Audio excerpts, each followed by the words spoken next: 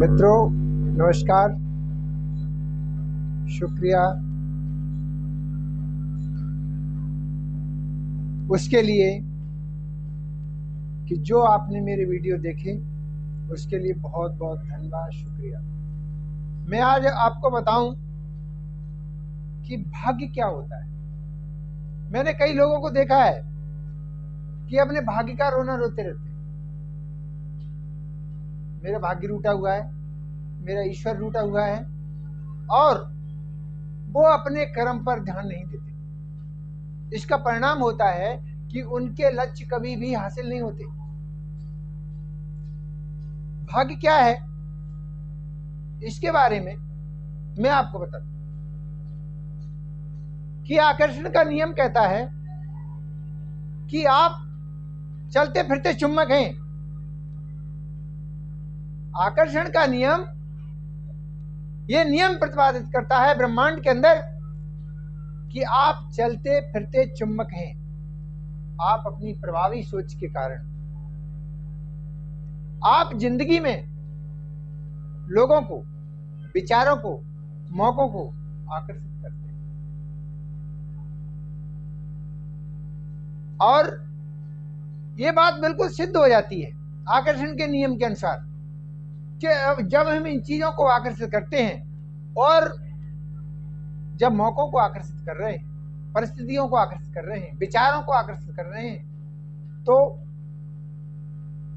सही समय पर मौके को फायदा उठाना, लाभ उठाना, यही भाग्य। सकारात्मक सोच, आशावादी सोच, प्यार भरी सोच जब हम अपनाते हैं तो हमारे मस्तिष्क के चारों ओर एक ऐसा आभा मंडल बन जाता है जो आपकी सोच के मुताबिक विचारों को, परिस्थितियों को आकर्षित करता है। तो वो आभा मंडल कैसा होना चाहिए? पहले हम एक गोल निश्चित कर लें, एक लक्ष्य निश्चित कर लें, उसी से संबंधित हम अपने विचार रखें, उसी से संबंधित हम जो है वीडियो देखें, बुक्स पढ़ें। जब हम ऐसा करते हैं तो हम उन परिस्थितियों, उन मौकों को आभा मंडल आकर्षित करता है। मित्रों, जब ऐसा होने लगता है तो लक्ष्य हमारे करीब आने लगता है। अंत में मैं आपसे यही कहूंगा कि विचार बदलने से, नजरिया बदलने से सब कुछ होता है। ठीक इसी प्रकार से मैं आपको इसके लिए एक स्टोरी सुनाता हूं। मित्रों, एक बार क्या हुआ, चील का अंडा मुर्गी के अंडों में इत्तेफाक से गिर गया।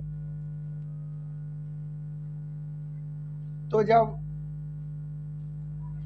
उसमें से जो चूहा निकला, चूजा जो निकला, उसमें से जो बड़ा हुआ बच्चा और मुर्गी के साथ खेलते हुए एक बार जब उसने आकाश की ओर देखा कि मां, ये आकाश में कौन सा पक्षी इतनी ऊंचाई पर उड़ रहा है, तो मुर्गी बोली, बेटे बहुत बड़ा पक्षी है वो, इतनी ऊंचाइयों पर हम नहीं उड़ सकते, चल अपने काम पर ध्यान दे, अपना छुपकर चुन लो। और उसने उस पर ध्यान नहीं दिया। वो अंत में वो चील का बच्चा मुर्गी होकर ही मर गया। इसके विपरीत देखिए एक उदाहरण, और ऐसे उदाहरणों से दुनिया, पूरी प्रगति भरी पड़ी है।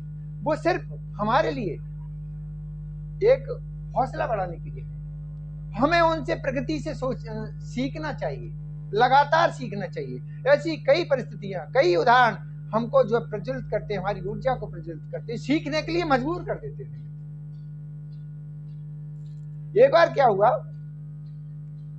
कि जंगल में एक शिकारी ने शेरनी को मार दिया और शेरनी शेर दोनों जब खत्म हो गए, उनका एक छोटा सा बच्चा भेड़ चलाने वाला अपने साथ लाया और उसे भेड़ों के साथ धीरे धीरे धीरे धीरे बड़ा कर। एक बार जब वो जंगल से आ रहे थे तो एक दूसरा बूढ़ा शेर टीले पर चढ़ करके